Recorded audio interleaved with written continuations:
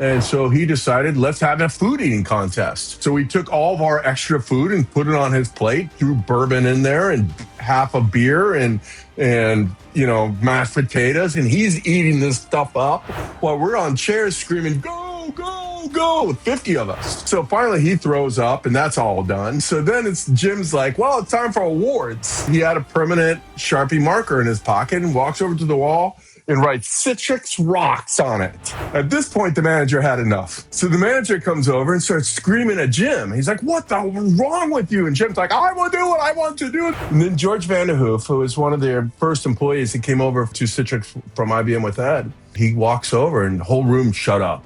And he's like, excuse me, is this a problem money can't solve? And the manager's like, huh? He goes, no. And George goes, I'll buy the whole place. And at that point, we went nuts. Food is flying.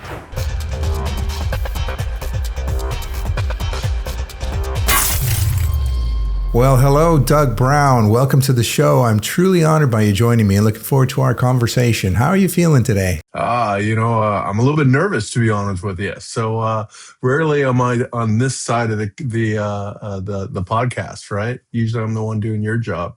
Asking the questions. So it's a little bit of a different feeling for me. Well, who knows? You're right, though. We're both used to being on kind of both sides of the podcast. And maybe that's what we're going to do today, too. It could be a beautiful conversation. It won't really feel like a host and a guest today. It's going to feel like two old friends catching up, I think. And I think a lot of people are going to enjoy that because, I got to tell you, today I am joined by a dear friend I've known for 20 years.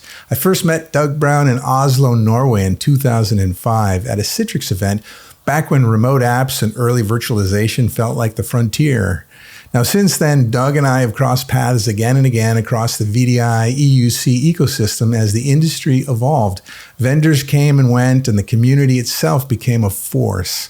Now, Doug is one of the most recognizable voices in EUC, founder of DABCC, longtime community builder, and today VP of Community at Control Up, where he's still right in the center of what practitioners are seeing about what the market is becoming. In this episode, we're going to walk down memory lane, Citrix-era stories, community moments, wild conference memories, and then shift into what matters now, how EUC is being shaped by hybrid work realities, the browser becoming the workspace, and the way AI is changing really everything. Welcome, Doug. Thanks for joining me today. Yeah, well, thank you for having me. It's a great honor. It's a beautiful thing for the folks to catch up on the story because you've been a part of this community for so long, 20, 25 years. And I thought it'd be really fun to kind of dig into that history and share it. Now, a lot of folks have known you forever and they have their stories, but they don't know the entire backstory. So we're going to dig into a couple of fun ones of those today. Now, where I like to start is on your LinkedIn page. Now, the reason I like to do that is because there are only a handful of sort of drop the mic LinkedIn pages out there in the world, and definitely you have one of them. If you can fit your whole LinkedIn page just like boom, right here on the screen, that's amazing, right? So you don't have to put paragraphs and paragraphs of everything that you actually did. You just put in, boom, I did this for, this many years, and it's cool. You were at Citrix in the early years, right? But then, you were a founder of DABCC for 23.8 years, as well as you were at IGEL a long time and then at Control Up Down. But throughout this entire thing, you've been a part of the community. And I think that's what we want to dig into today. And, I can't help but notice 13,334 followers. It took a couple of years to put that together, I guess. Well, yeah, I guess. I always say it doesn't make me cool, makes me old, right? I would say seasoned veteran, maybe better than old, but that's really cool. So, we should go back though to where, it all started. And even kind of before that, I don't think a lot of people actually knew that you're a golfer as well. Maybe some folks, maybe you went golfing over the years with some folks, but this might be a well-hidden secret. And it kind of started in the early years. Maybe you can tell us about that. I come from golf background. So my grandpa's a golfer, my father's a golfer, and I have a picture of me, I think at 4.5, of swinging a golf club. And I'm left-handed, so I tried to swing it left-handed. My father would force me to play right-handed, so I actually played right-handed. Yeah, I grew up at a country club. It was sort of like daycare. Drop the kid off when the sun comes up, pick him when the sun goes down, and play all day long. It was a blast. Loved it. What is interesting is I quit playing golf when when I got promoted to be an engineer. I said to myself, you can only be great at one thing. So I just spent all my time working on engineering. The cat's out of the bag. So I think as you run into some folks around the world, as you hit these conferences and so forth, they might be inviting you to get out on the fairway. Watching me play is an interesting experience. One shot, you'll be like, wow, you're great. And the next shot, you'll say, have you ever played before? So it's fun. Well, you definitely have a good excuse because, early on after you won these trophies in these tournaments as a kid, you also found the new passion out there, which clearly, is in the tech world. So, how did all that start? You're a product of your environment, right? So my dad is an IT guy or was an IT guy. And so to get me away from my poor mother that I abused relentlessly, he would take me down to his office on nights and weekends and set me down with his televideo here and started teaching me to write code. And this is the late 70s, early 80s. And back then, the programmers were, one, they weren't called developers, they're called programmers, and two, they weren't cool, right? Nowadays, nerds are cool, right? Back then, they were truly nerds. Nobody liked them except for me. I thought they were super cool guys, and they liked that they had a fan. So I'd go down there nights and weekends to write code, and then during the week, they would grade my code, leave comments, and then teach me how to do it a little bit better. So what is this device that we see here? And if you shared your code, did this have a printer connected to it? Did you have some sort of dial-up? This is a televideo. I forget the number, 810, I forget what it is, but it's the same box I had. It's a dumb terminal. Televideo, a dumb terminal connected into.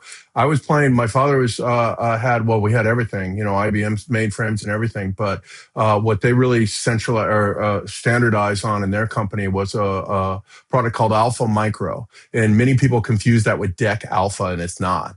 Back in the late 70s, early 80s, you had 100 different computer vendors. They all had their own hardware. They all had their own operating systems, right? You remember those years. And so Alpha Micro was a cross between, it was a microcomputer, a cross between a mainframe and a PC. PCs weren't around yet, but they came in, a rack server, 2, 3, 4, 5U. And it sort of had an operating system called Amos, Alpha Micro operating system, and it was a lot like Unix.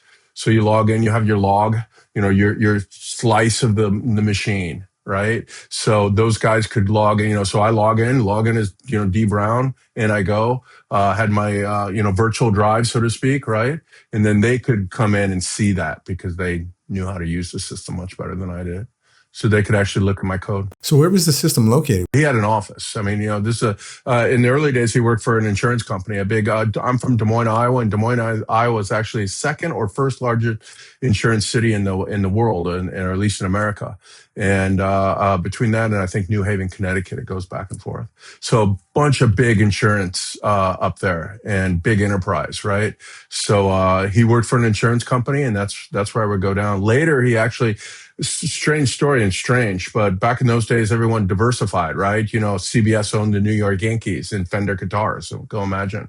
And this insurance company owned a little product that was a POS system to auto parts stores. So they had this sub-business as part of an insurance company that sold POS systems to auto parts stores. So he ended up buying that from them and then took that and made that into a business. Yeah. So if you go into your dad's business, then the insurance company, and sit down at this terminal, start cranking away on code, then the other folks would have to come into that same building, I guess, and use their terminals, and you guys would compare code.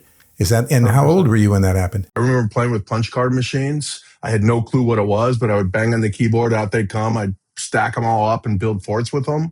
So I started playing with systems when I was, very little. And then October 77, my father brought home a TRS-80 Model 1. And I was living in Illinois at the time. And he put this thing on the kitchen table. And I come running over there. Hey, Dad, what's this? And he said, it's a computer. I was like, well, what's that? And he's like, well, you sit down, type 10, print, quote, Doug, quote. So I did. And then he said, okay, type run. And there's my name on it, on what looked like a TV. right? And, in 1977, there weren't a lot of graphics on TVs, right? To see a name was if you go back to YouTube, you see some of those sports things, the graphics, there's not, everything everywhere, right? It's very, very basic. So it's like, wait a second, my name is on a TV. And he said, I just sort of like, wow, that's so cool. And he said, well, okay, type 20, go to 10. I said, did? And he said, type run. And now my name's scrolling. I was, oh my God, and then he said, okay, well, type 10, input, quote, what is your name, in quote, $8, colon, $8, semicolon, $8 sign, right? And then it came up with a prompt. And then he started teaching me logic. I was hooked from that point. It's all I wanted to do. Wow, that's amazing. Yeah, I remember the first time I got access to a computer was actually in the early 80s. So you're talking about in the 70s, in the late 70s doing this already. Yeah. That's very early. Yeah, just a little kid. I mean, it was the coolest thing ever. I never played video games because to me, writing code was a video game. It was like Lego without the blocks. I didn't have to search for the block. I designed my own block. There was no limitations, right? You could design anything you wanted. If you couldn't figure it out, you went to, Barnes and Noble or whatever bookstore was back then and thumbed through all the books until you found the correct syntax.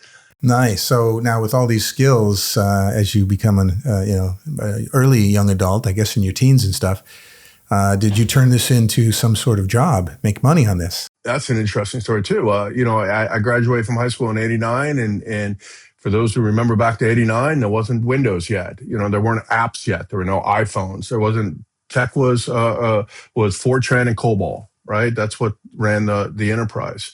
I learned COBOL and Fortran as a kid, or at least was introduced to it. I didn't like it.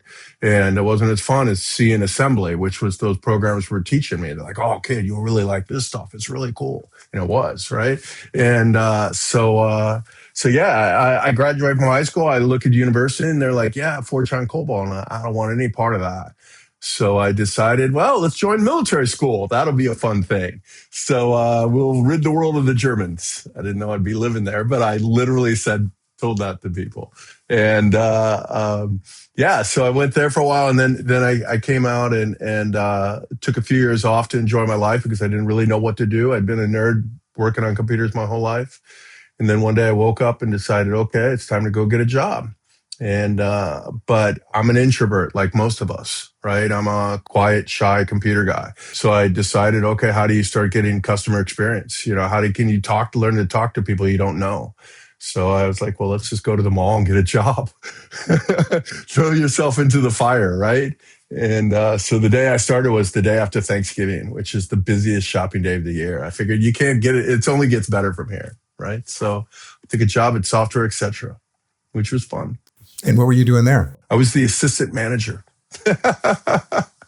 And there was only a couple of us. So there wasn't, I was at the bottom of the list, but still assistant manager. And it was fun because it's, this is 94, 95 and you could open up all the software, take it home, copy it, and take it back and shrink wrap the box and sell it. So I had free software, which I loved, right? And I did. I learned how to talk to people. I learned how to talk to someone that walked into a store and asked a stupid question or asked for something I didn't care about, which was invaluable to me because that's not a skill that comes native to an introvert, to a shy computer guy. Yeah, not at all. And it's kind of like working a trade show, in this more modern day. Oh, I still hate trade shows. I mean, I love going to them, but booths freak me out. Just to stand there, hey, have you heard about Citrix or something? And it's a little bit much for me. Now, it all sorts to make sense. You got into computers at such an early age and your dad was a tech. So you focused a lot on, the interface of the computer, not the interface of people. And that's why, maybe that and other reasons you say you're an introvert. And yet clearly everybody that knows you knows they've experienced you in other ways, not being an introvert. But that could be the core base Doug. And yet you've got these skills that allow you to communicate and have fun with people. My wife calls it public Doug and private Doug. It's actually interesting. I'll tell you one more story. This is really good. So I worked at Software Etc. And I go off to this. And my goal is to work there for a few months. Get these skills and then go work at a consulting company in Des Moines and start from the ground up and work my way up. Right, at least that's the goal. So I went down there and actually begged the man for his job. His name's Greg Lorenzen, and he follows me on LinkedIn and he leaves comments, which makes me so proud. Anyway, I told him, I was like, hey, you don't have to, pay me. Please just give me a chance to show you that I know something, because I wasn't a tech. I was a programmer, right? And this is what I wanted to do, but I needed that foot in the door. I needed that opportunity. I needed someone to say, hey, I'll take a chance on this guy, right? That doesn't have any skills and is a little bit awkward, right? So Greg kicked back in his chair and he said to me, I'll never forget it. He goes, I like you, Doug. He goes, I'll give you a ticket board of fast moving trade, and it's up to you to stay on board. And I got up close, and I almost had tears in my eyes. I have trouble saying it without getting a little bit emotional, but I said, oh, Greg, thank you. I was like, I hope this train moves fast. I want to be on front of it before you imagine. And he sort of chuckled, and I said, good luck, and off I went. And 4 years, 6 months, 4 days, I left. So I counted. It was from there it was game on. Let's have some fun. It was a dream, never worked a day in my life, right? Yeah, right. If you love what you do, you'll never work a day in your life. Well, and you've got this very interesting work ethic. I think you've learned in a kind of a hybrid of your golfing and your tech world. And so maybe you can tell us about that philosophy. Mr. Hogan gave this interview once, and he said, he goes, I really feel sorry for the rich people out there. And the announcer, the rich kids, and the interviewer was like, well, what are you talking about? Who feels sorry for rich kids? And he said, they didn't have the opportunities I had. He's like, what? Opportunities? You were poor. You had nothing. And these guys have every opportunity. He said, no. He goes, I appreciated every win. And so, growing up with a little bit of disadvantages or issues made you work a little bit harder, right? It made you say, okay, if I want to be great, I need to put in the time. That means I have to go hit golf balls every day. And that's what I did. Dawn till dusk, hit golf balls, and I loved it. It's just, okay, hit 100 balls to the right, 100 balls, 10 more feet to the right, and keep doing it until you can hit all 100 balls that way. Don't stop. When I went to work, it was the same thing. During the day was you work during the day, and at night is you plan for tomorrow, right? You don't get anywhere in life from 8 through 5. You get somewhere in life from 5 to 8. Right. So, and this comes back to what I always learned from Mr. Hogan is that a day without practice is a day away from being great. I might not be the strongest, the fastest, the smartest, the most articulate, but I'll make those people look like fools because I'll work them. Right. And that was sort of the mantra that I learned as a kid. And so how have you applied that throughout your early years in your career? I never stopped working. It was fun. Like I said, I never worked a day in my life, but, when I was an engineer or when I was coming up the ranks, you're out fixing, servicing motherboards or replacing hard drives. And at night, I'm learning about what an MCSE was or this Windows thing, or back then Novell too, right? And then, when I got to be an engineer, it's okay, well, let's learn about this other stuff. So it was always keep moving, keep practicing. Well, hey, and all this turned into obviously a big Citrix ecosystem career, and all those people out there probably watching this today, myself and many others, that also got into that. Everybody has their story of years ago, how they got into it, whether it was working for Citrix or a partner or, a customer that used it and so on. And so how was it that you were introduced and what did you do in the early days of Citrix? For whatever reason, I stopped in the shop. And, when you're a road engineer, when you're out there doing break things like that, you're not always in the shop. But for some reason that day, I stopped in the shop and just maybe to see some people or whatever, and pick up my mail. And so I walk in there and looked around, nobody was there. And I started walking out. And the lady that does all of our work orders, a lady named Josie, said, hey, are you heading home? And I was like, yeah. And she goes, hey, do you mind dropping off this system board at Compressor Controls? I remember the company name. And I said, yeah, sure. And so I went out there, started talking to a guy named Carl Foltz. I remember him, of course. And we're talking about mainframes and my love for computers and all the centralization and all that stuff. And he said, oh man, I got something for you. And that WinFrame box right there. And he had an L-shaped desk and he took his arm and just moved the thing over and he could, here, take this. The WinFrame box was a big box. If for those who don't know, it's a big, giant, box. I was like, oh, I can't take that. I can't. That's a big, no. He said, no, take it. You'll love it. I said, no, I can't take that. And I said, no, take it and bring it back when you pick up the system board. I was like, okay. So I took it home, and it was the night. It was actually the day before I was supposed to take one of my Microsoft exams. And so I said, screw studying for the Microsoft exam. I'm going to play with this for a few minutes. And I installed it, and it was the greatest thing my eyes have ever seen. And anyone that saw Citrix in those early days, you were familiar with maybe PC Anywhere or some other really kludgy, slow, chunky type of solutions. And this was just like, wait a second, I can do this? Wow. And I played with it all night long. I went in and took my test in the morning, then went to the office. First thing I said to my boss is, I was introduced to Citrix and we need to sell this. And he said, well, if you could find customers, we can do it. And that's sort of how it started. You got initiated with it by taking it home and learning it yourself and having that first experience. I think there's a lot of folks that actually did a very similar thing to that. And you were a kind of a software tech reseller company. And so then did you bring it on board? Were you able to find customers? Yeah, we did. By the time I left, we were a gold partner. My first customer was actually another interesting story. My first customer was a funeral home. And in Des Moines is a small town. So it's like, you die and you go to one of two funeral homes, right? Well, the funeral home that I found to buy this thing was was the one where my family would go to, my grandpa, things like that, who had already passed. And they're in, small little businesses. Where do they keep their servers? They don't have a room with a raised floor and air conditioning, right? It's usually in a hallway, with a little desk. So it was in the little hallway with a little desk, and it's right where they wheeled the bodies out to have them embalmed. So I'm sitting there working on trying to get this stuff to work with dead bodies being, maybe 3-4. I'm there 3-4 days or something. I'm just like, okay, this is way too. You hear the saws and stuff as they're doing their work, and it's just like, this is way too much for me. So then I get it all configured and everything, and I asked the people, hey, come down here, check this out. And we're showing it to them. They're like, oh, this is amazing. And then they went to go print.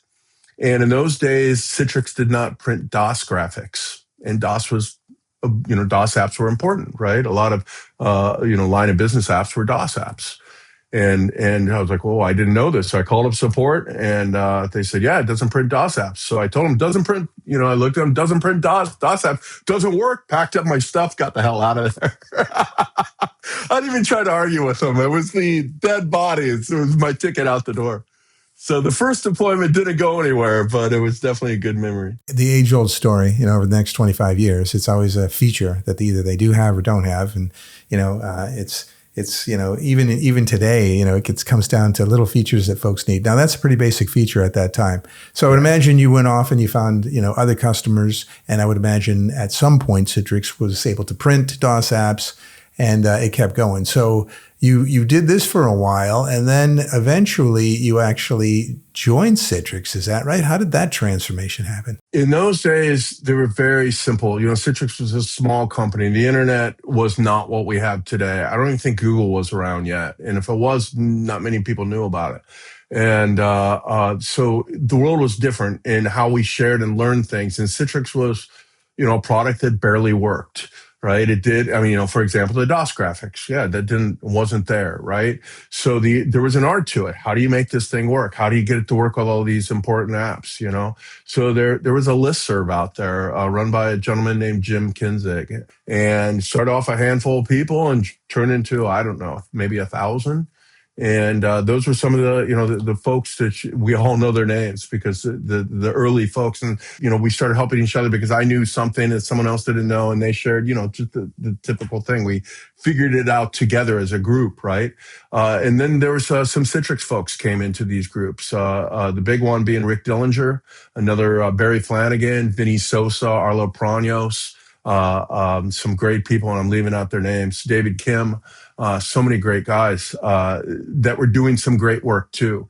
Rick wrote his tuning tips doc, which allowed us to optimize and tune a server so it didn't just crash and burn when you put some load on it. And that changed Citrix in general. That made it stable, or the ability to be a little bit more stable, right? And so on the bottom of it, he said, hey, if you have any tips, email me. So I emailed the guy, and he emailed me back. He said, yeah, I'm looking for some Nobel tips. It was a Friday afternoon. I got the email from him. I'll never forget it. And I was supposed to go out that night and party with my friends or whatever. And so he said, yeah, if you have any Novell tips, please send them to me. So I called up my buddies. I was like, I can't go out tonight. I got to go get Novell tips for Rick Dehlinger. Like, what the hell's wrong with you? It's like, oh, this is important. And it was. I mean, I had a blast. So I wrote down a bunch of Novell tips and sent them that to him. And then I got to meet these other guys. David Kim had these contests that they would do online because you pick up a lot of swag, And so the SEs had all this extra swag he was trying to get rid of. So like every Friday at noon, he would post a question. So I'd be waiting at 11:50, counting the seconds. And he'd post a thing. I'd have that. I want every question. Or every prize. I answered every question. So I sort of annoyed the hell out of these poor guys until and then I emailed Rick because my goal was to leave Iowa when I turned 30. And I said, hey, if you know anyone out west, please let me know. I'd love to work for a Platinum in California, Oregon, somewhere like that.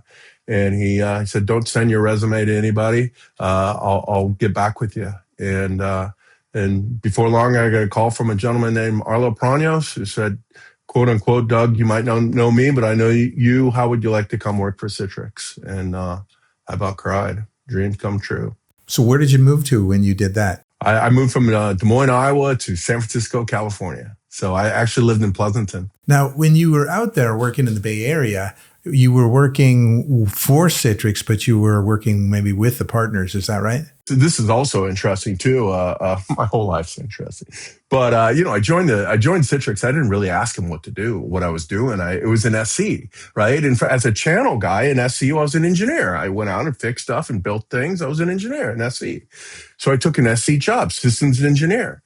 Then I get there and I find out, one, you don't touch keyboards. And I'm like, I don't touch keyboards. I'm an engineer. I'm not a sales guy, I'm an engineer. And then I asked Arlo, and I said, Arlo, what exactly is my job? And he looks at me, we're heading over, just heading out, I think, Treasure Island, the Bay Bridge, heading over that bump into the city right there, heading right over there. And he looks back at me and he says, Doug, your job is to solve people's problems. And I was like, well, how do I do that? He goes, that's up to you. He goes, I'll give you some partners and go contact them. And that's all I was told. That's all we were told, right? They hired senior guys from the channel and set us loose to go change the world. And we believed we were, right? We were highly motivated young kids that loved what we were doing. And that's all we wanted to do, right? So, that was my first week at Citrix.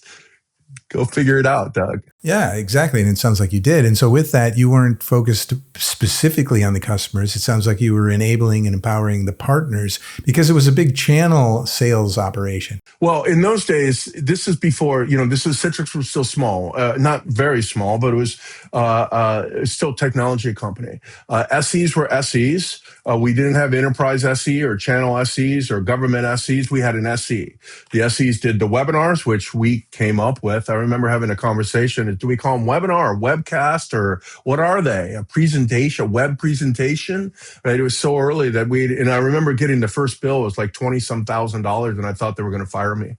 And Citrix was so happy that we did this because it was a lot cheaper than doing them on site, right? Even though it was $20-some thousand. And we did with the webinars, the webcasts, the in-person. We built the sessions. We did this iForum sessions, Summit sessions. We did everything technical, right? So it was just go do it. Someone to work with you. I also had a team that I worked with too.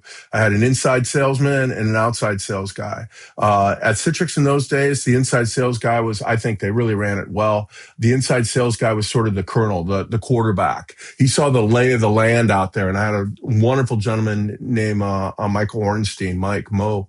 And Mo would tell us what to do. He used us like pawns on players on a chessboard. And he would send Tim Taylor, my sales guy, hey, you go here. This is what they need to talk about. Then he'd say, Tim was here. They have this, and this problem, Doug. Go out there and solve them. Okay, Mo. So I go out there and answer those 3 questions, any other questions they might have. And then I got out, walked out the door and called Mo and said, okay, Mo, this is where we're at.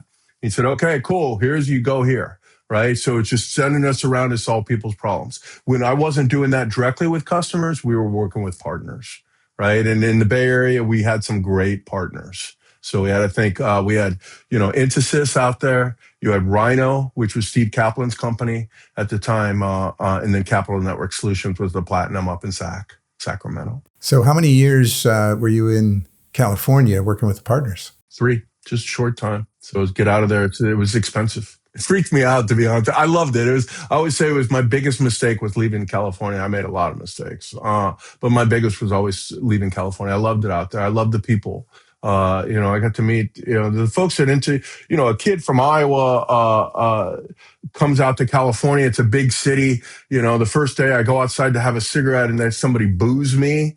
I'm like, where am I? It was a strange place. I saw a homeless man poop on the street. My first week, right? I'm like, where am I? I left a place that loves me and now they're booing me. But then I started meeting these amazing people, the Intersys gang, Mike Stroll, Matt General, Thad Morrow, Brian Herkey, Josh, all these great guys that sort of took me in and made me really part of their family. And I tell you, if it wasn't for Thad and those guys, I probably would have gone back to Iowa. But they, in fact, Thad would have parties all the time and he would say, you coming up? And I was, yeah, sure. But I never showed up. I stayed home and work or just too shy and didn't know him well. Right. And then he called me up one day and said, if you don't come up, I'm going to come drive down there and pick you up. So I was like, okay, well, I better come up. And they became lifelong friends. When I got married here in Germany, those are the guys that came to my wedding. So I was really blessed yet again to have great people around me. These guys have been in Ensys and merged with other companies, Ensys 360 now, and they're still doing the Citrix thing. It's such a great success story. I mean, I walk into these guys and they're just passionate. They wanted to do the right thing. They wanted to help the customers, customer first. They were easy to work with from the vendor side. They didn't argue with us. It was, what can we do for you? Right. And me as the SE going out there designing solutions for customers, I was going back to Citrix and giving a lot of business to Intersys because they were the ones that could do it and had that passion and desire. And I knew that they were going to succeed with it, right? So it was really easy for me to work with them, and they were great people. But then to look back, 25 years later and see the success that, Mike and Matt have brought, wow. They're good people. I have nothing but thanks for those guys. Well, I'm sure they have a lot of thanks for you too, and the credibility that you brought, the work ethic and so forth that really enabled them in many ways, gave them a channel back into Citrix to get things done. But let's talk for a minute about some of the work that you had done there and packaging some of this information up and sharing it with others. Tell us a bit more detail about the MIAB, the MIAB. Yeah, so that's a product of a thank you. Again, people helped me, and so when I worked at the consulting company, everyone gets teamed up with a senior engineer, and I got teamed up with a gentleman named Douglas Shreve. And Shreve was a guy that used to work for IBM and moved from, I think, Baltimore to Iowa to marry a farmer's daughter, which he did, by the way. And he was a very interesting character, sort of looked like Robert Redford. I had that blondish hair, just perfect in a storm, dressed really nice, and we all looked like punk kids from the corn. And this guy was something. But he was a little bit strange too. And he liked me. So he would said, okay, you're my junior and we're going to go places. I'm going to teach you things. And he never stopped talking. He was just always sit there and tell me, hey, what do you think about how's this work? What do you know about this? Let me teach you about this. And so we did a lot of work together. And one night we're in a bar together on site, off site. We're staying in a hotel doing some work far away from Des Moines.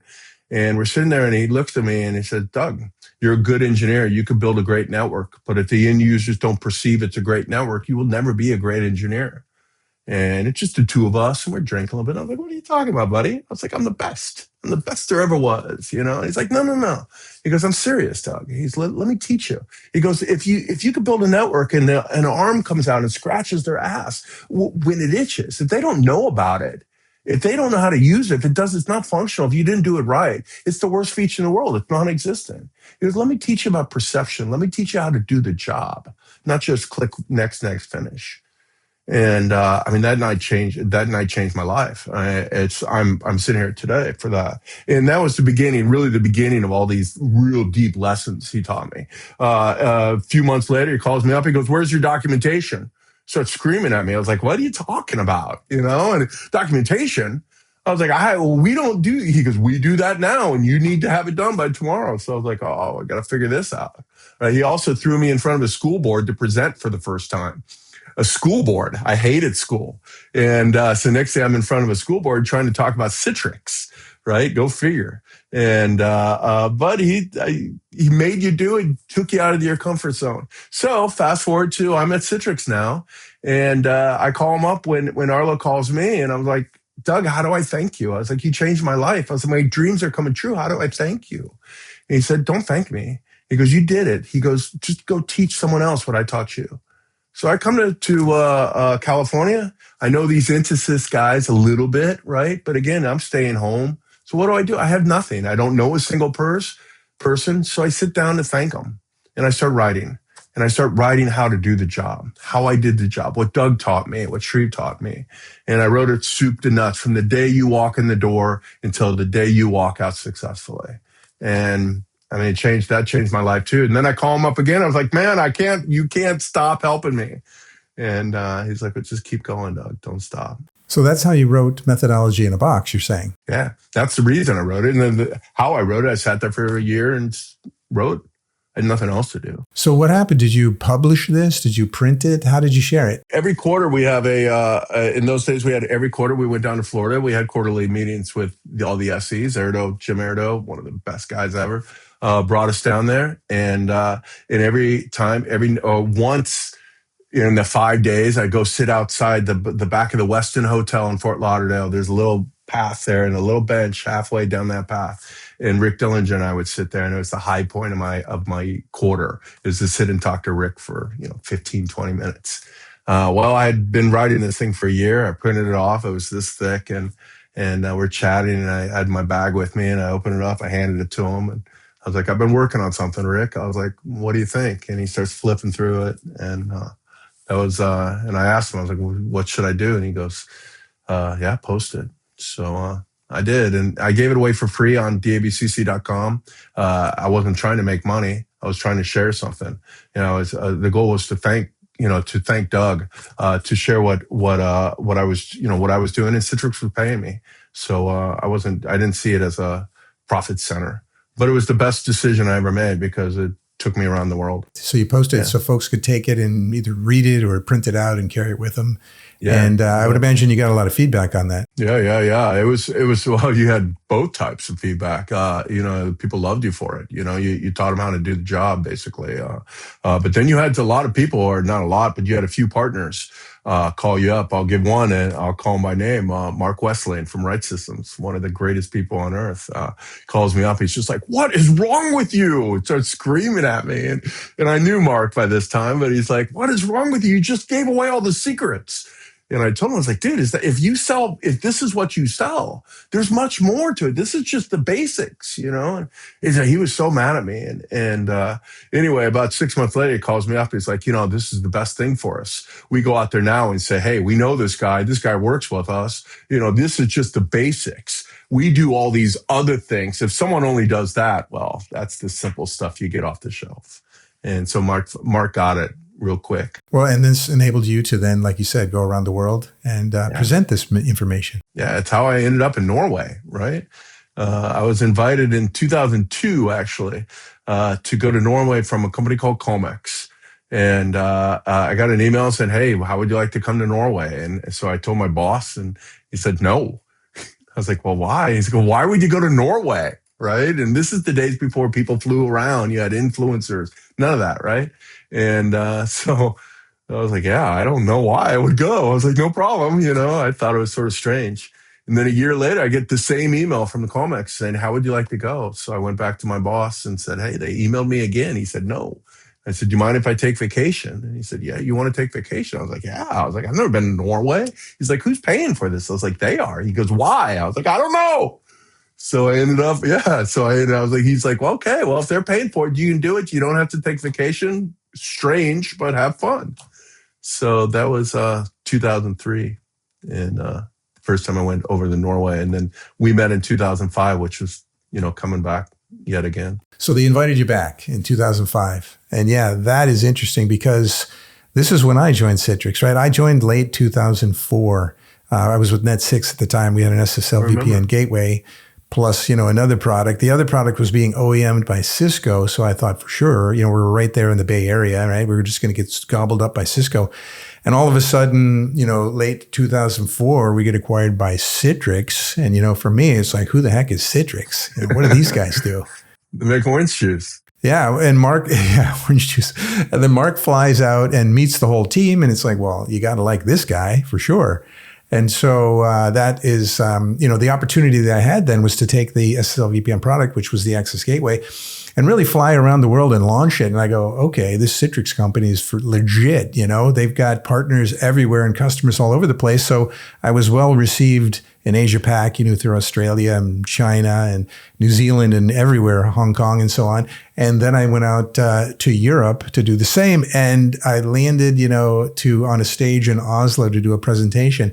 And, that night before or after or whatever it was, we get invited to go out onto a ship in the fjord, out in the bay, and eat these sort of shrimp on bread, whatever it was, scenario out there. And I think that's where you and I ran into each other for the first time. And I can't believe you have photos of that moment. Because since 2005, I had bought a digital camera in 2003 for my first trip to Europe.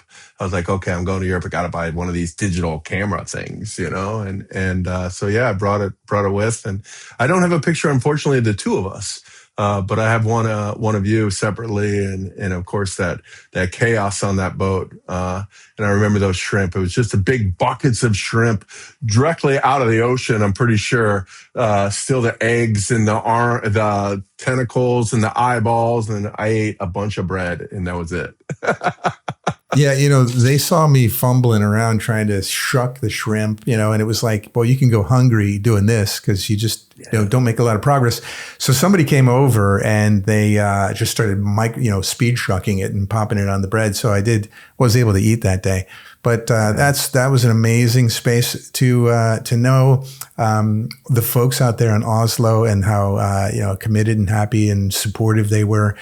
And then, I turned out taking a job out of Schaffhausen, and I lived out there for 2 years in Europe and then met all those folks and had such a great time before moving back to California. So, you were with Citrix for which years? Was it right up until 2005? No, I left just before you. I left the company. I always say the company really changed into 2003, 2004, beginning of it. And Erdo left, Jim Erdo left. George Vanderhoof left, and the SC team was changing. And it was like, okay, it's time for me to go start up DABCC and go, work for myself for a while and see how this works. So I left August of 2004. Oh, okay, good. So when I met you, you were already with DABCC. Yeah. So let's do that. Tell us what the heck is DABCC? How did you create it? And boy, it had a long life also. Yeah, DABCC goes back to those early computer days. That televideo is where DABCC started. But back then it was DBCC, Doug Brown Computer Company. So my father, which I have a mouse pad around here somewhere, recently moved, so Lord knows where it is. But he had a friend who owned a company called Christensen Computer Company.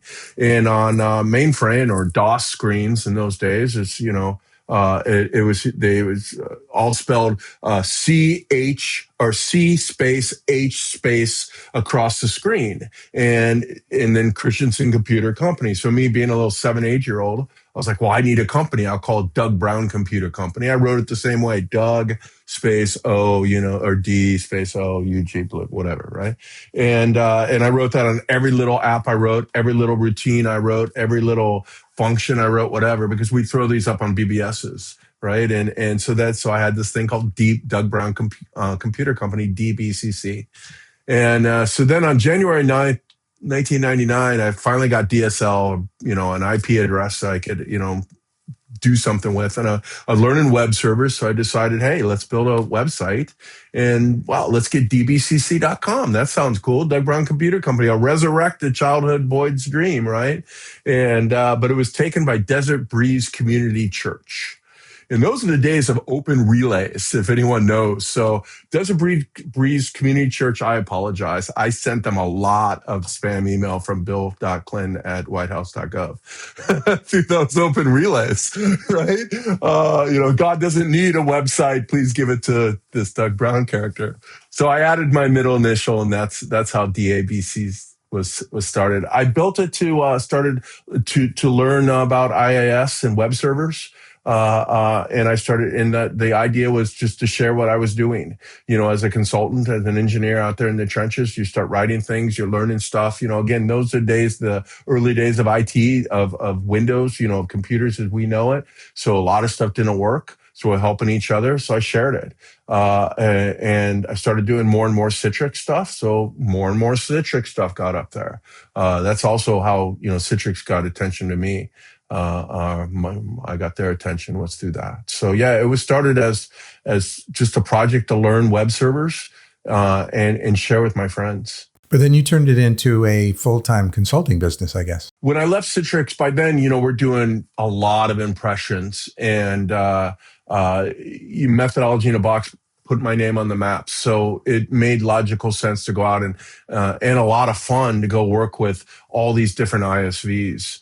Back then Softricity came around just right when I left, which was, for those who don't know, app virtualization. And I got to hang out with those guys and see the product and learn when they were in stealth mode and so many other companies. So it was a lot of fun. And my job was to basically help them get their message out, called technical marketing in some way. And that's how I started, moving from being a hardcore engineer to a marketing guy. And then there's this transition where you jumped into iGel years ago. I've been working for myself for so long and I was starting to get bored. Working for yourself for a long time it's boring. There's no Christmas parties. I was employee of the year every year, right? Employee of the month every month, and I did have a Christmas party for myself.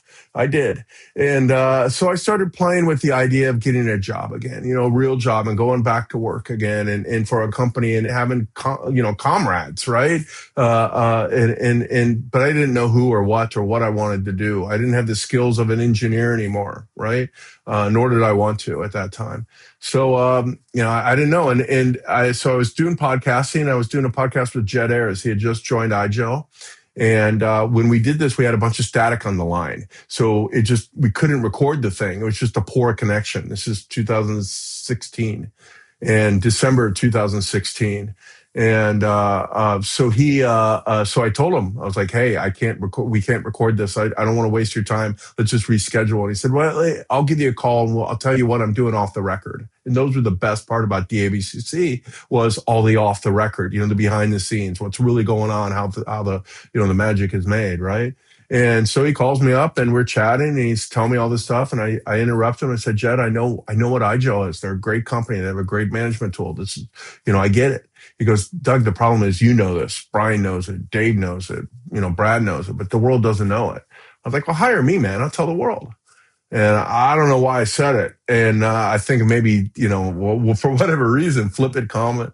And he's like, oh, you want to work? You want to come work with me? And I was like, he's like, oh, come on. And then I heard in my head was visa. I can get a German visa.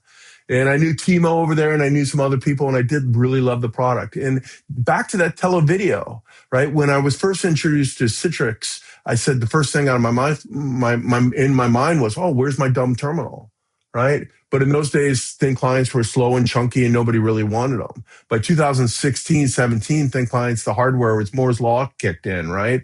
The experience was much better. The operator had time to bake the OSs. And iGel had the best of the best, and they still do, by the way. And so I was like, yeah, I'll take the job. And boy, did I get lucky. I had the best time. I had a great time at Citrix. I was, every day was fun. I would have paid them to work there.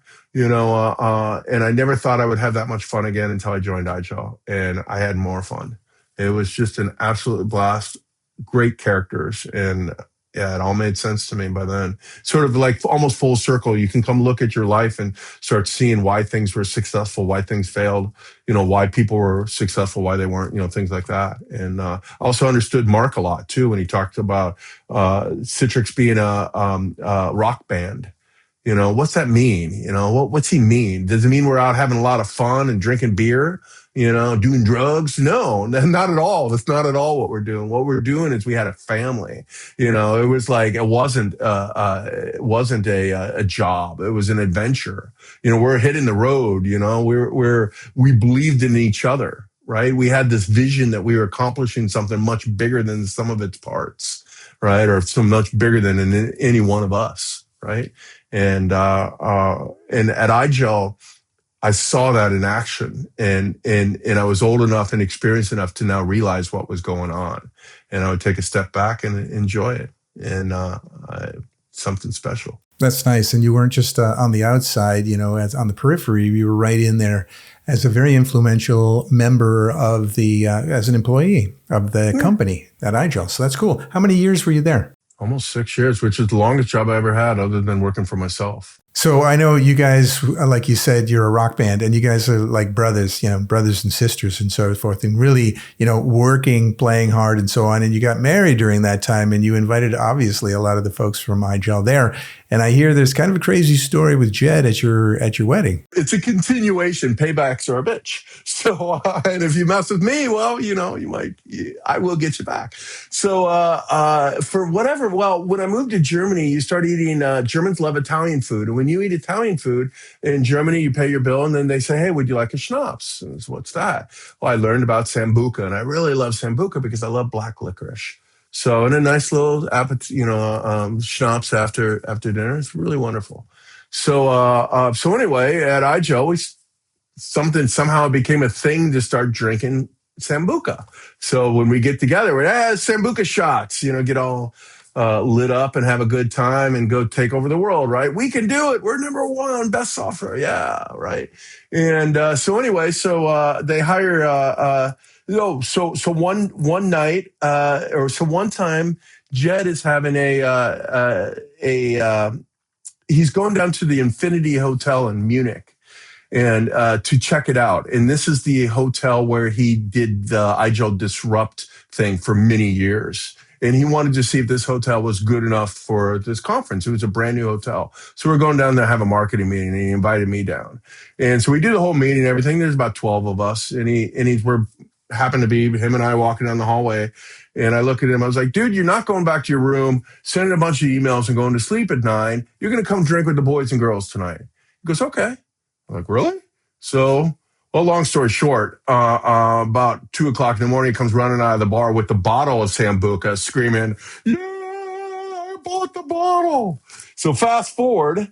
And then the next morning, he wasn't so happy with me because he didn't feel so good. So we come back to the Infinity Hotel a couple months later, and Simon Townsend joins. Well, I'm a smoker, so I go outside to have a smoke, and I come back, and they have a round of Sambuca.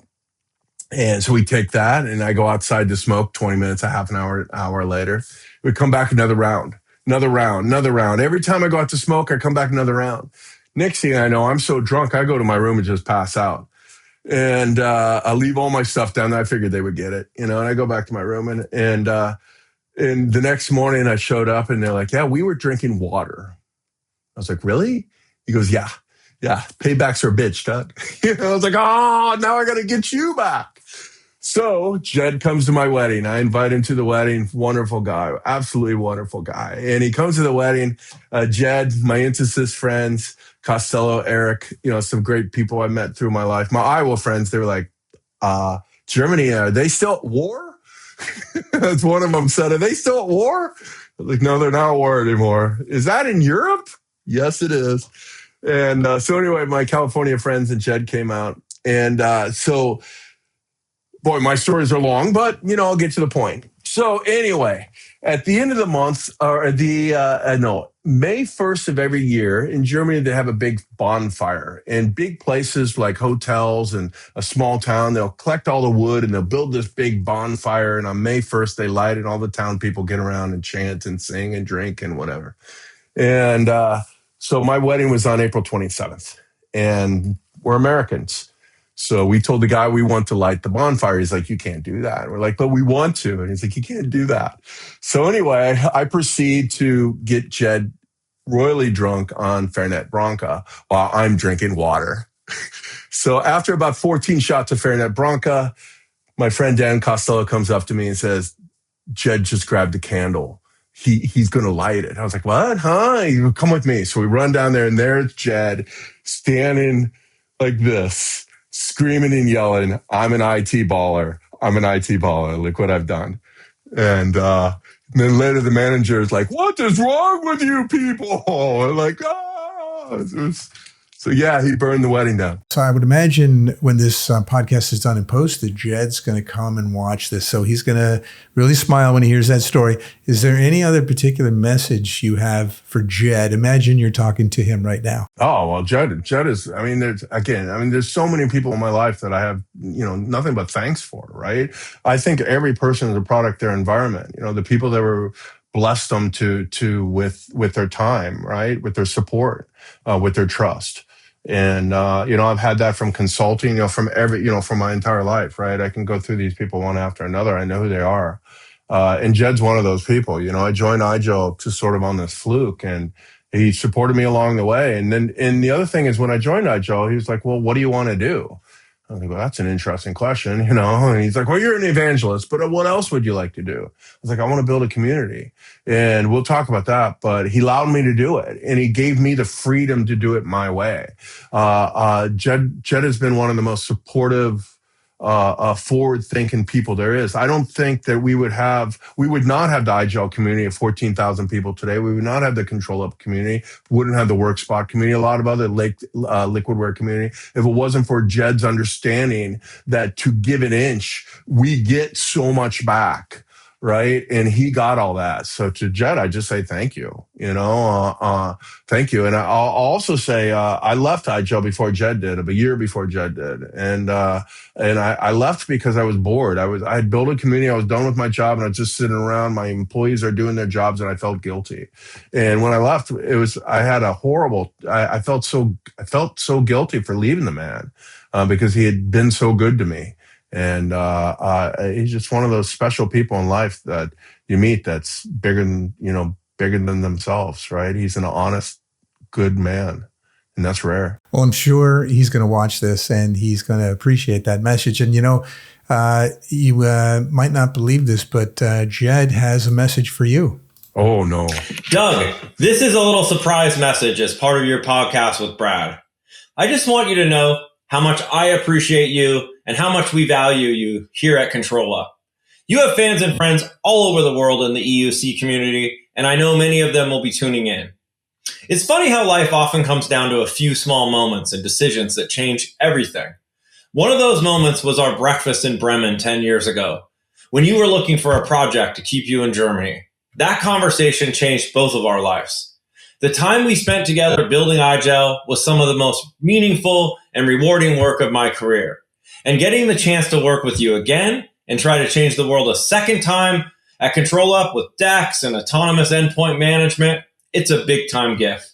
I know I can always count on you to go the extra mile. Your focus and your tenacity, they're contagious. And I know you're fond of saying, sleep when you're dead, right? Well, you're the only person I know who works an inbox to zero and won't stop until you've mastered whatever's in front of you. But what I respect the most is how you show up for people. You're humble, you're generous, and you're always lifting others up along the way. You've given so much to this industry over the last 3 decades, and you made us all better because of it. So I'll leave you with one final message, which is a card that you sent me with a quote from Henry David Thoreau, which I keep on my desk. And it says, if one advances confidently in the direction of his dreams and endeavors to live the life of which he has imagined, he will meet with success. Words to live by, right? So thank you, my friend, for being Doug and being an inspiration. Enjoy the conversation with our dear friend, Brad.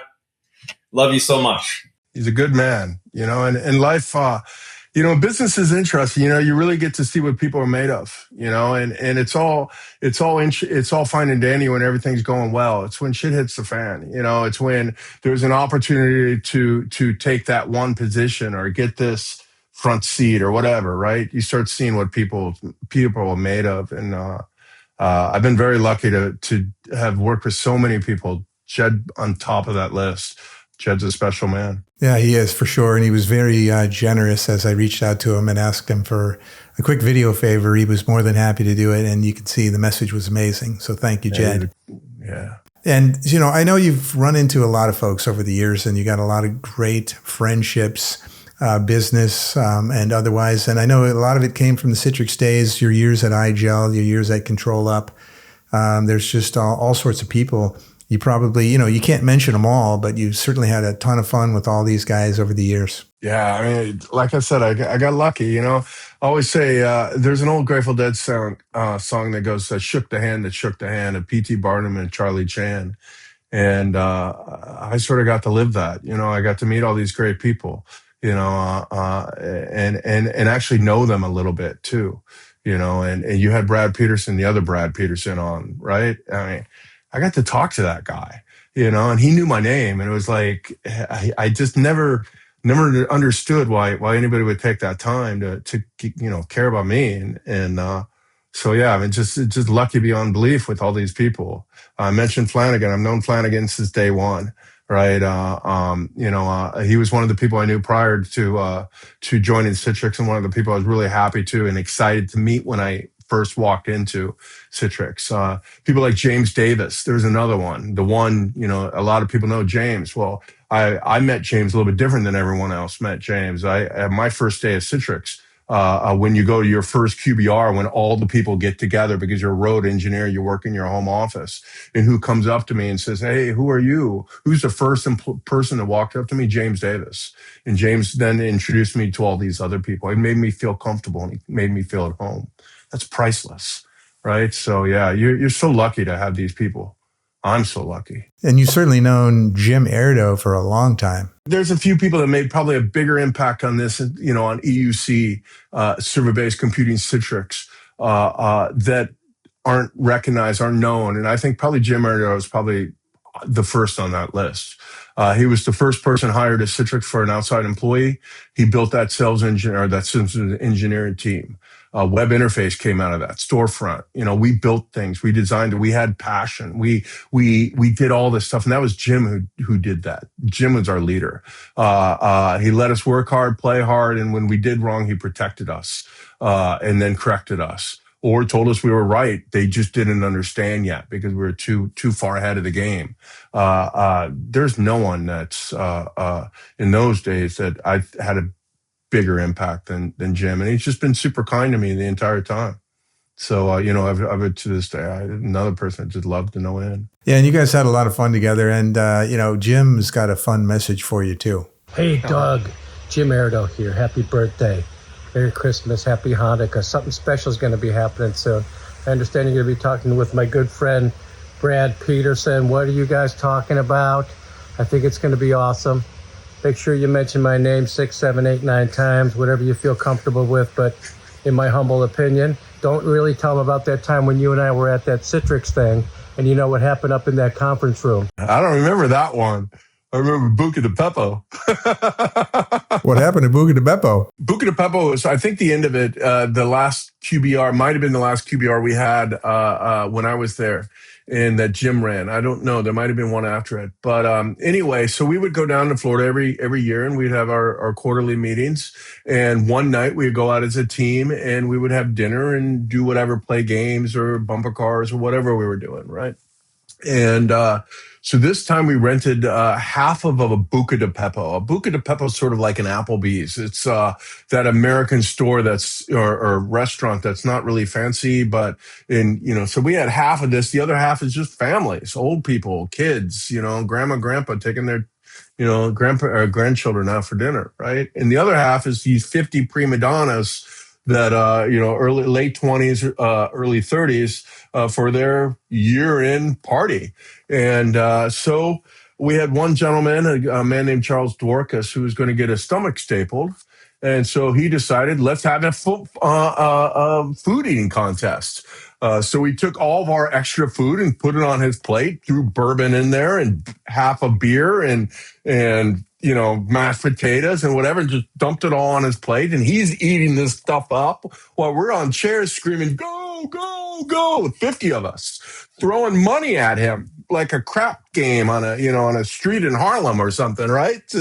And we're screaming and yelling. The manager comes over. It's like, "You guys got to keep it down." We're like, "Yeah, whatever." So we're still going at it. And then, so finally he throws up and that's all done. So then Jim's like, "Well, it's time for awards." right? And awards were always a good time. So, someone wins the award, right? Yeah, woo, way to go. It's just all 50 of us going nuts, right? So Jim decides to, I don't know where, but he had a permanent Sharpie marker in his pocket and walks over to the wall and writes Citrix Rocks on it.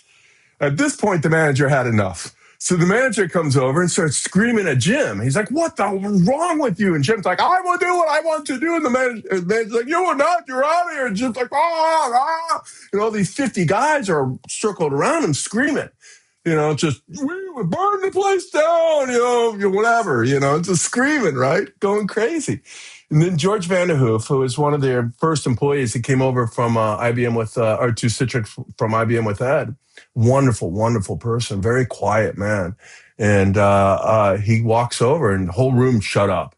And he's like, excuse me. And we just all got quiet. And he looks at the guy, he goes, is this a problem money can't solve? And the manager's like, huh? He goes, no. And George goes, I'll buy the whole fucking place. And at that point, we went nuts. Food is flying. And we all take that Sharpie and we sign this wall, which turned out to be a giant menu. They had the menu on the wall, right? So we're all signing this thing. And the people on the other half of the restaurant are in line to sign the wall with us. So, and then the manager comes over and says, you guys are out of here. So they kicked us out. But before we left, we unscrewed the sign from the wall and took it with us. And then we proceeded to get in our 50 rental cars for the 50 SEs and peel out as we screamed, yeah! Every one of us driving down the road, we'll get you! And we're banned from Buca di Beppo. It's funny, there's a lot of crazy stories like that back in the years, and it doesn't sound, I don't know what's changed in the world. I don't think those kind of crazy things happen as much anymore. You can't do that. No. You would go to jail. They would send you to jail for that stuff. And we didn't cause any damage other than, I guess, the wall piece, but we paid for it.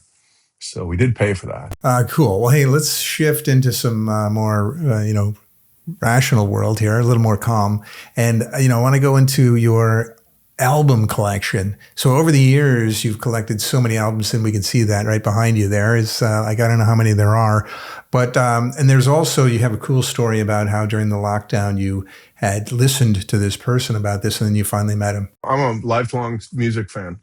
So, like I mentioned earlier, actually, listening to Rubber Soul at my dad's office on, the oldies channel, and remember thinking like, oh, I love this. It was Rubber Soul, great album.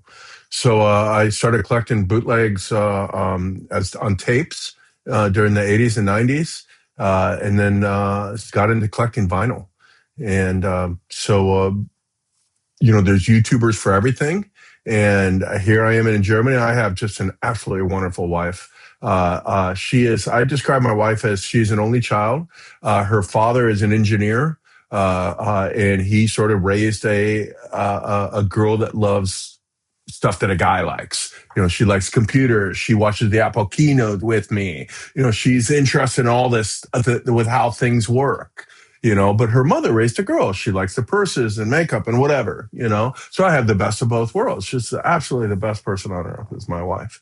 And so during COVID, I'm collecting records, and we started watching this YouTube guy in Arizona that owns a record store. And on every Thursday, he shows what records are come out. And we would eat dinner and watch this guy. And it got to the point where we felt like we knew this guy. His name's Mike. And there was like, oh, we got to watch Mike. And my wife would say. So anyway, so we're like, oh, we got to go visit this record shop. How can we do that? Oh, Greenberg has an event in Arizona. Let's go. So we did. And it's great to go see Steve. Steve Greenberg is top shelf. Joe Shunk, top shelf. Those guys are just absolutely, Roy Takeshi, top shelf. Great people. And so it's like, wow, we can go see these guys and go do this record store. So we did. And just the week before we fly in there, we watched Mike, and Mike says, I'm not going to be in town next week. I'm going to the Netherlands for the world's biggest record fair. And my wife is devastated. She's like, oh my God, I can't believe we're not going to see Mike. I want to meet him. I was like, Leland, this guy owns a record shop. He's not that important. Oh, we need to see him.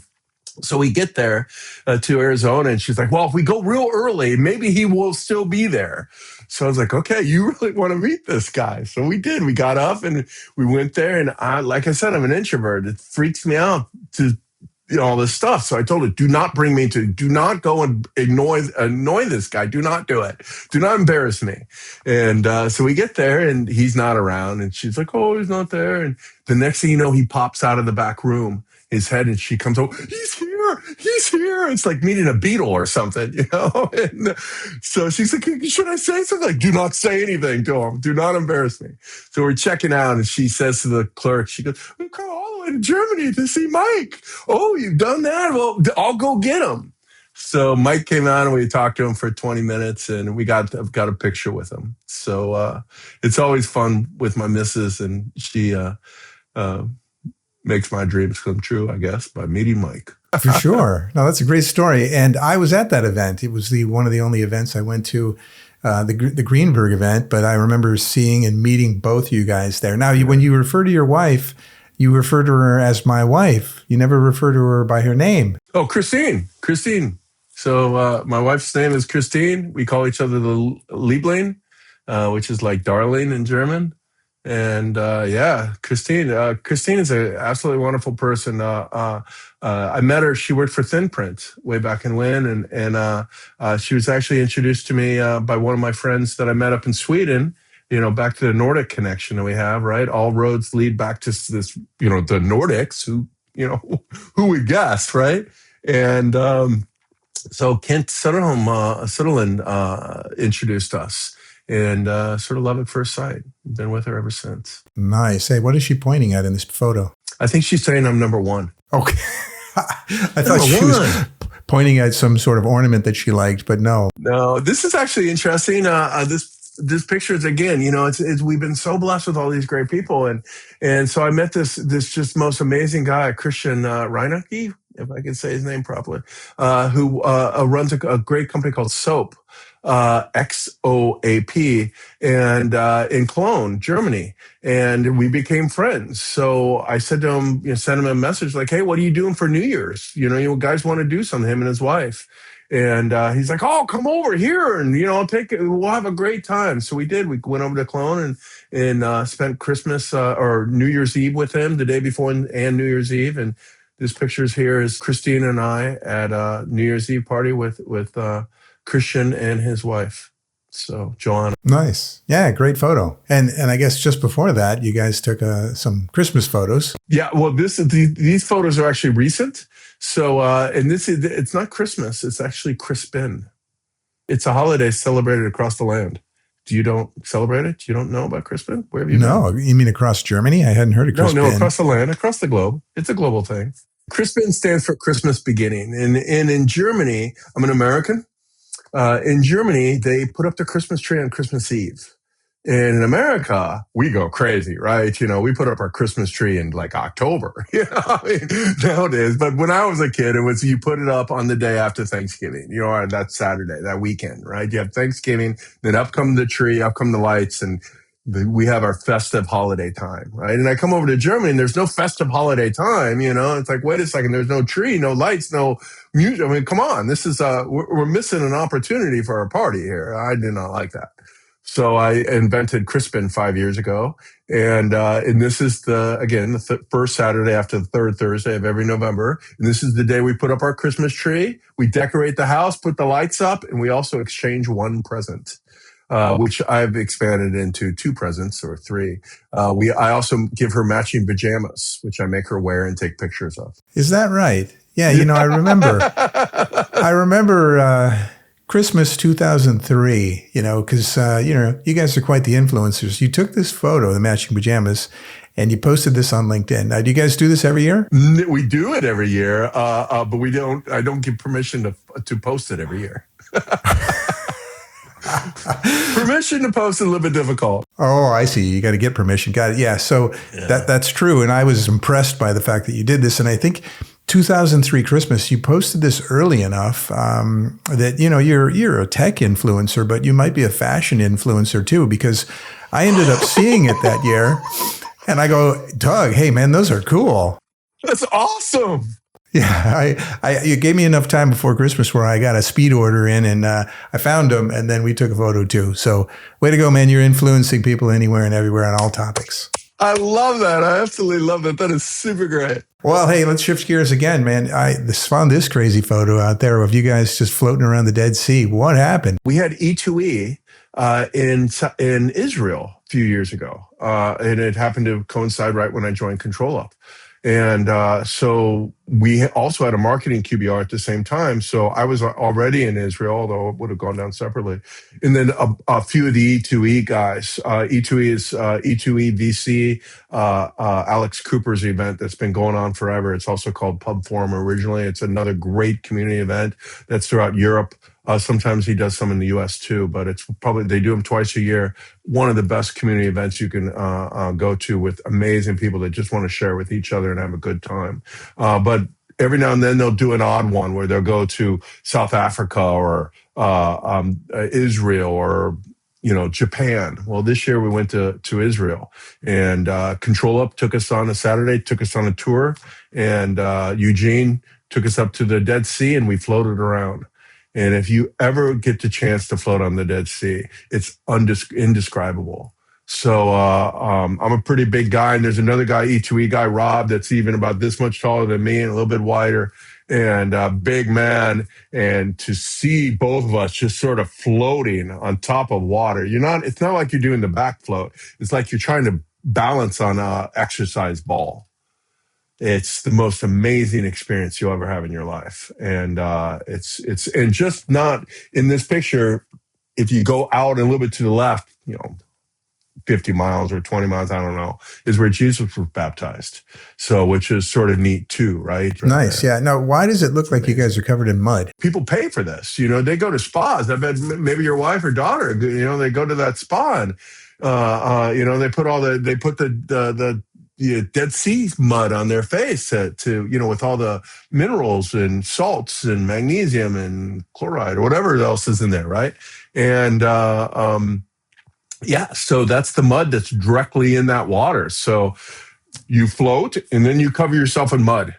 It's a ritual. It wasn't my idea. I just followed along. All right. Well, hey, you're in Europe doing this, obviously. And, another great gentleman from our past is Steve Garside. Oh, and it was a year or so ago that we were out at an event out there. And, we were at an event. It was the IGL Disrupt event in Munich, and Mark Templeton couldn't be there. So I ran around and grabbed some video of some folks that were sending Mark T a lovely note. And I thought it was pretty amazing.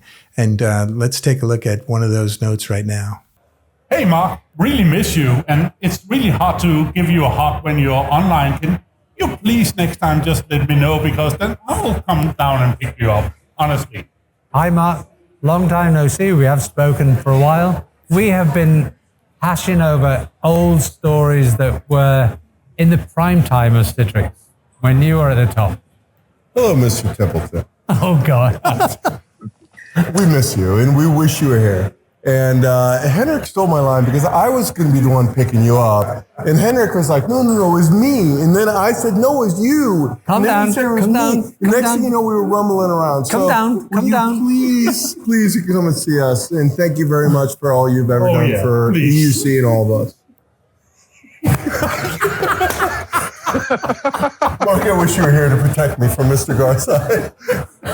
And of course, Henrik, we wish you were here. It would be really, really great to see you. And there's so many people that just love you to death and wish you were here. And we were lucky enough to be at the best time in Citrix with Mark. And that is, everybody I speak to, that is the consistent theme. We were at the best times, the good times. Yeah. True blessing. When Henrik picks you up, I'll be in the back seat, sitting there all quietly. But I do get motion sickness. Sitting there quietly? No, I don't know. No, you don't do quiet. I do. When I'm sleeping.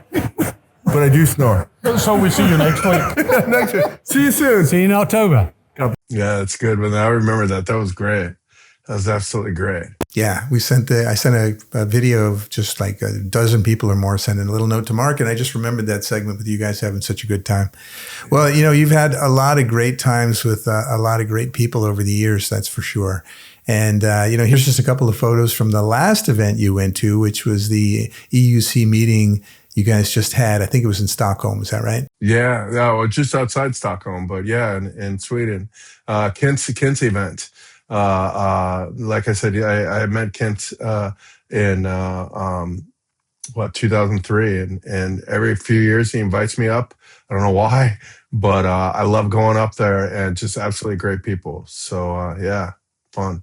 Yeah, a lot of great memories. Well, Doug, as we wrap things up, I have this little section here that I call the speed round. So these are some questions just built for you to get to know you a little better. And so as you see them jump on the screen there, you can just rattle off your answer and let it come right from your heart, man. All right, sound good? Yeah, I'll do my best. All right.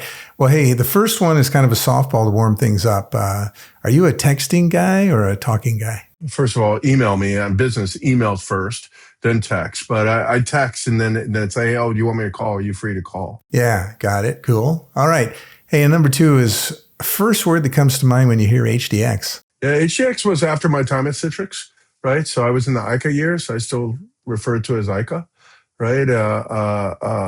Yeah. So I think of, HTX, I think of George Lucas. Well, he's THX, I guess, right? Oh, that's right. But there is a HDX. If you heard of Home Depot, we have it in the US and they have a lot of products that have HDX. I'm not sure what it stands for, but yeah, it's overlapping.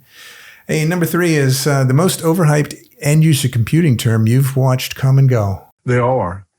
Cloud, virtualization, now AI, right?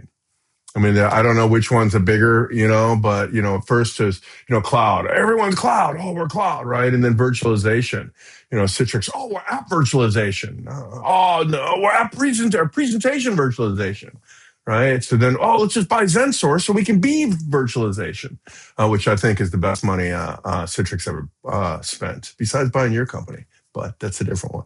That's a whole digression, right? I thought ZenSource was a good acquisition because it put them in the conversation, right? Because they were out of it because the virtualization was so hyped. Now it's AI.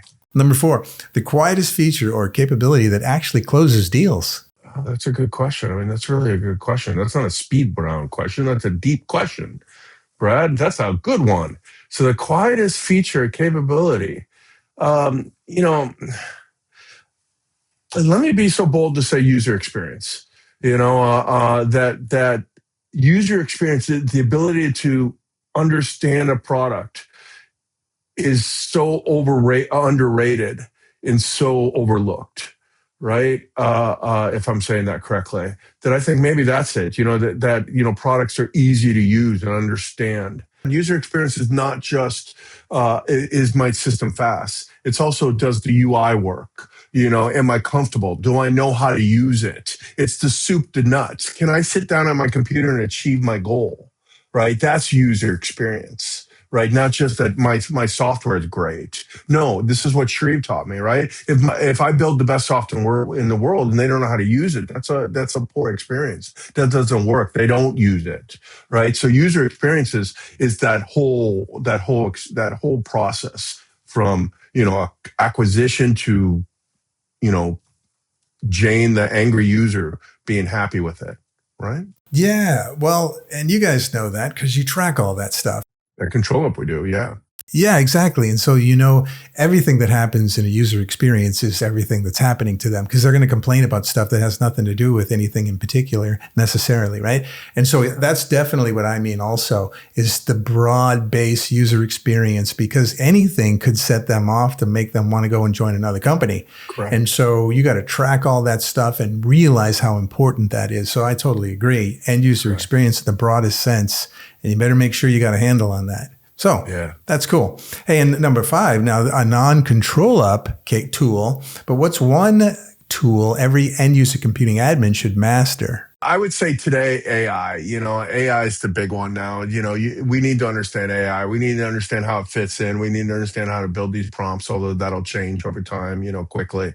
But we need to understand how to integrate this into our companies properly, into our products, into our companies, into our workflows, into our daily life. That's the big disruptor, like nothing before, right? There's nothing we can relate to how AI will change things. So I think that's the tool that everyone needs to master, not just EUC admins. Exactly. And they need to kind of do it pretty quick here because things are moving fast. Absolutely. Yeah. So number 6 is best hallway conversation you'd ever had. No names, just the vibe or the lesson. There's a billion of those. Like I said, my whole life I've been blessed that people have been wanting to share with me. My favorite that I've shared with so many others is a person once told me the best advice I can ever give you is to always keep one foot in the door and 1 foot out. And I looked at this guy and I was like, well, I thought you liked me. What do you mean? You want me to leave? And he said, no. We like you somewhat. And he goes, the foot in the door is for us. It'll we'll keep you. The foot out the door is for you. You'll spot new opportunities, new things you like, things you never thought you would enjoy, passions, loves, interests, what have you, right? That foot out the door is also for us. You'll bring technologies, you'll bring stuff back into us, and we'll grow in ways we never imagined. He goes, always keep that 1 foot door, that 1 foot out. He goes, and if we're not good to you, you just pick that foot that's up in the door and you just keep on walking and you're ready for that next step in life. It was the best lesson. Citrix was a foot out the door. I found this. I brought it back into the company. That company grew. Eventually it took me and I picked my foot up and I kept walking. So that never be happy with what you have or be happy with it. Never be content that this is everything. Right? I'll give you one more quote, and this is really important. It's when I started at Citrix, I had a great boss, Arlo Pranos, wonderful man. And Arlo, one day I told him, I was like, Arlo, I love you. I was like, thank you so much. You've taught me so much. Thank you. I was like, how do I thank you? He looks at me and he said, Tuck, if you meet the Buddha on the road, kill it. I said, well, what do you mean? He goes, well, whatever you do, don't kill anyone. He goes on for a couple minutes to explain to me, don't murder people. And I was like, I'm not going to murder anyone. What do you mean? He goes, I'll let you figure that out. Don't Google it. And I spent a couple years thinking about it. And I finally got it. It made all the sense in the world. Is that along the journey of life, you start thinking, oh, this is the one thing that changes everything. Oh, this is that one person that means everything. Oh, this is that this is success. This is what I want. No. Once you get to that point where you believe you've got it all, kill it and keep moving. You're not enlightened. You're not done. You're still on the journey, the path of life, right? It was some of the best. That was another one of the great things. But it went along with that 1 foot in the door, 1 foot out. That's nice. That's kind of like life is a journey, not a destination. So don't ever think you've arrived, Correct. So I love that. That's great advice. If you meet the Buddha on the road, kill him. Got it. Yeah. Number 7, 5 years from now, will users even know where their workspace runs or will it be invisible to them? Today, it's that way, if you want to be honest. I mean, I don't know where my servers are located. Israel, I don't know, nor do I care, right? But the answer would be, no, they don't know now. But I think that IT, the bigger question here, the question I'm trying to answer, I guess, without you asking it, is, what would the future be like? Or will everything change so much in 5 years that we won't recognize it? And I think the answer is no. And I think so because enterprise moves slow. All right. Well, that takes us to question 8, what's one lesson a mentor gave you that still shapes how you work today? Jim Erdo's mantra for the SE is a mantra I still live by today. Every single day I think about it. Not directly, but my actions are a result of that. And that is, our job is to speed up the sales cycle by overcoming technical hurdles. And I love that. And as a technical person, you spot things that people, a reason they don't understand it or a problem they can't get over, or many different things, that little technical hurdle. If you tear that down, that person can work better. You can sell more products. You can whatever, right? But our job is, in life, it is that way too. Overcome those hurdles that people have so that they can have a better existence. That was Jim's mantra. Those log jams that hold them up. And pull those things out of the way and progress keep continuing. Very cool. Hey, number 9 is DABCC, Agile or Control Up. Which chapter taught you the most about yourself? I will say through my career, I've had an interesting career, and one of the bonuses from it is I think I understand myself better than most people understand themselves. The good, the bad, and the ugly. I've gone through a lot. Agile reminded me of the fun in life, the fun you can have in a career. And it taught me what a family was and how together you can build something better than the sum of the parts. There's a great book called The End of Average that talks about how the New Jersey Nets went on and hired Isaiah to build the best team. They hired the best, biggest payroll, and they had the worst record. Why? They weren't a team, right? It wasn't about the biggest names and the right resumes and they look good on paper and they all came from, the same company or whatever, right? It was about that they gel properly and that together they believe that they can do something bigger than the sum of the parts, and they do. And that's what I learned at Agile.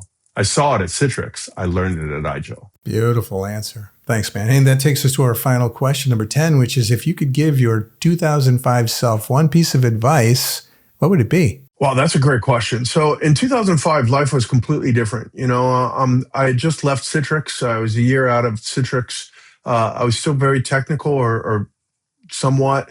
I didn't really know what the future brought, right? I started up my own company, and it was just sort of like the Wild West. Like, what am I going to do? I had I had an opportunity to do a little bit of everything. And what I did is I just sort of followed my passion. And you hear this all the time, follow your passion, but you have to be careful. You'll end up, on the wrong path. And it always brings me back to that Steve Jobs commencement speech, which I love so much because it's really a great, great speech. He talks about 3 things, but one of those three was when you're young, you look at your career or your life and you worry about what's the next step? Where am I going? All these worries. And he said you had to have faith that the dots will connect. And because when you look back, they all do. And when I look back, they all do. Every little step makes sense and why I'm sitting here in whole Norndorf, Germany today, right? But in 2005, I think I would tell myself to enjoy yourself, have fun, be thankful, listen, learn, and don't be scared to try something that you wouldn't have done or you didn't think, because, again, back to 1999 when, this guy is telling me, hey, you're going to be a sales presenter and all this stuff. And I'm like, no way. I don't want to do that. And nowadays I love that stuff. So it's to enjoy the journey, and enjoy every day. That's a great answer there. I love that. Makes a ton of sense. And, you reference Steve Jobs quotes, which are helpful to think about along the way and to reflect back on now, at this age and after this career. So I would imagine a lot of the folks watching this are going to be the folks that we actually know, and they're going to enjoy hearing a lot of these stories. So as we wrap things up, what's your message to those guys and gals that are, pretty far along in their career too, have done great things, and, you guys have done good things along the way. What final words would you share with them today? Well, for the people that I know, the people that I've been blessed to know, I say thank you. I think it's the most important thing to say is thank you. You've made my life better.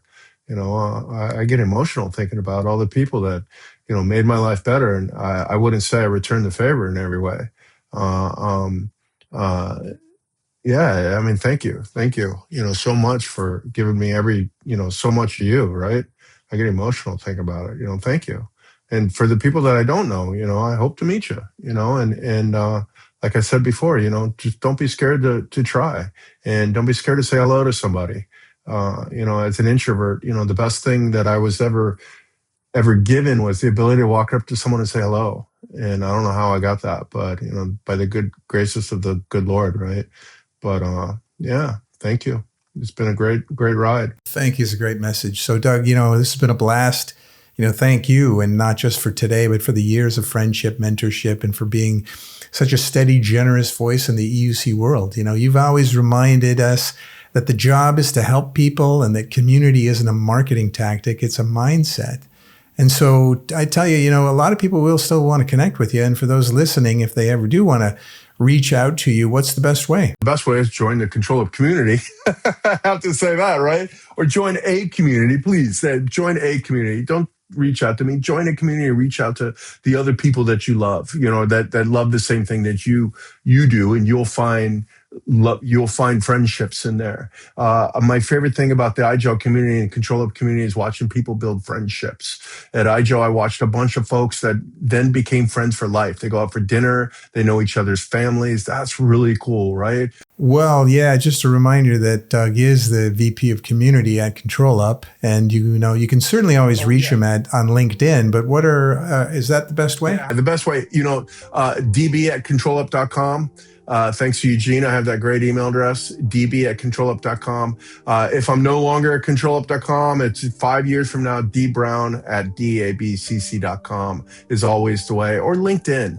I'm not the best at DMs though. So, email me, dbrown@dabcc.com. You'll always get me. Beautiful. Hey, well, it's been a great talk, man. Thank you once again, Doug. I loved it. I thank you. It's tough to sit here and tell you this stuff. My life is always, my story is about other people and these great people that were nice enough to care for me, and when I probably didn't deserve it. So I really appreciate you taking the time to invite a kid like me on here. So thank you so much, Brad. Absolutely. Thank you. Hey, and to everyone tuning in, if this conversation sparks something in you, please like, subscribe, and share this with anyone and everyone that you think could derive value from it. It's someone else walking this road is going to appreciate this for sure. The more we learn together, the better we all get. And until next time, rethink the game, rewrite the rules, and take care, everyone. Bye for now.